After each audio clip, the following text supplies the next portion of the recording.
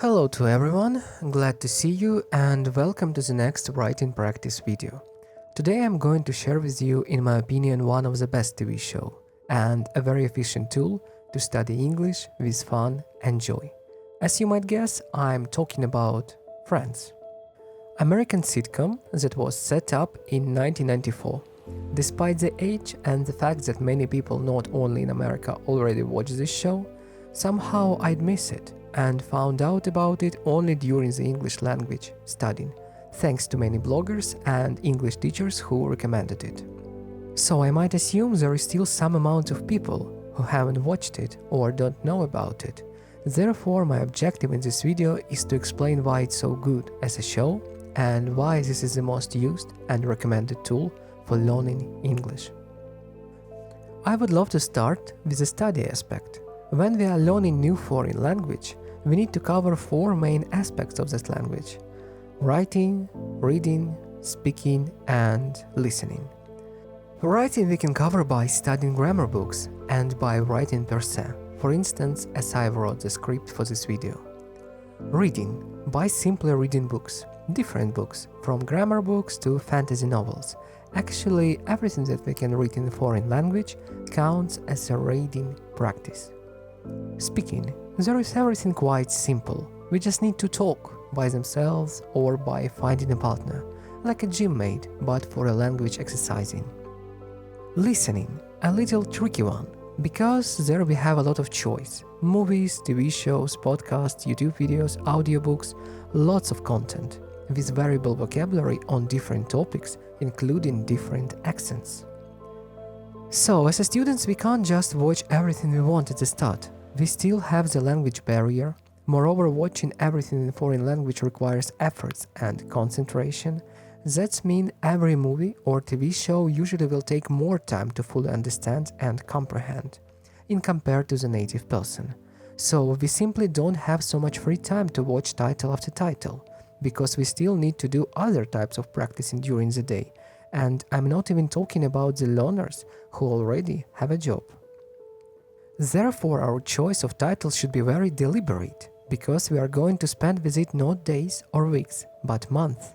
We should not overcomplicate it and not to deter ourselves from studying. That's why everyone recommends starting with Friends and stick to it until you gain more confidence in language. Let's talk about pros and cons of this TV show in order to understand why it's so widely recommended and would it be suitable for your personal needs or not. The pros of this TV show include casual conversation vocabulary, absolutely suitable for everyday using. The show contains a lot of scenes, dialogues, and situations from mundane topics that will, are, and will occur in life of every person. I mean, dating, hanging out with friends, looking for a job, renting a place for living, communication with parents, meeting new people, and a lot other regular stuff. This is the best vocabulary in topics which every student should be acquainted with and confident to use. And the most valid and strong argument is that show itself is an extremely good and funny. In my perspective, the best sitcom that American industry created. Thus, watching it will be very pleasant and easygoing, and that's usually the best way to engage in learning. I could even say that when I've been watching, I didn't consider it even as a hard studying. The show was simply so good that my interest was authentic. That's why I think Friends show is the best for the start. Everyday vocabulary wrapped in a very entertaining way to learn. But don't get me wrong, this is not a simple show, not an elementary show. I think the best to approach it from the solid A2 or at the beginning of B1. If you are a rocky beginner, there is still good TV show for starters, called Extra. It's a limited friend version for the beginners.